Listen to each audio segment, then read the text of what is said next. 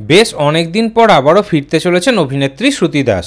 শেষ অভিনেত্রীকে আমরা রাঙাবউ ধারাবাহিকে প্রধান নায়িকার ভূমিকাতে অভিনয় করতে দেখেছিলাম। ত্রিনয়নী ধারাবাহিক দিয়ে অভিনয় জীবন শুরু করেছিলেন অভিনেত্রী। তারপর দেশের মাটি এবং রাঙাবউ, একের পর এক জনপ্রিয় ধারাবাহিক দর্শকদের উপহার দিয়েছেন এই অভিনেত্রী। সেই শ্রুতি দাসই আবারও পর্দায় ফিরতে চলেছে।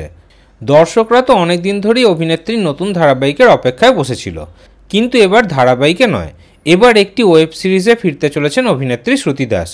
হইচইতে আসতে চলেছে মিমি চক্রবর্তীর একটি নতুন ওয়েব সিরিজ।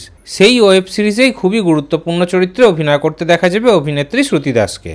আগামী 14ই মার্চ হইচইতে মুক্তি পেতে চলেছে এই নতুন ওয়েব সিরিজটি। এছাড়াও খুব শীঘ্রই বড় পর্দায় অভিনেত্রীকে দেখা যাবে। 16ই মে মুক্তি পেতে চলেছে নতুন সিনেমা আমার বস। বড় পর্দায় মুক্তি পেতে চলেছে এই সিনেমাটি। এই সিনেমাতেও খুবই গুরুত্বপূর্ণ চরিত্রে অভিনয় করবেন অভিনেত্রী শ্রুতি দাস।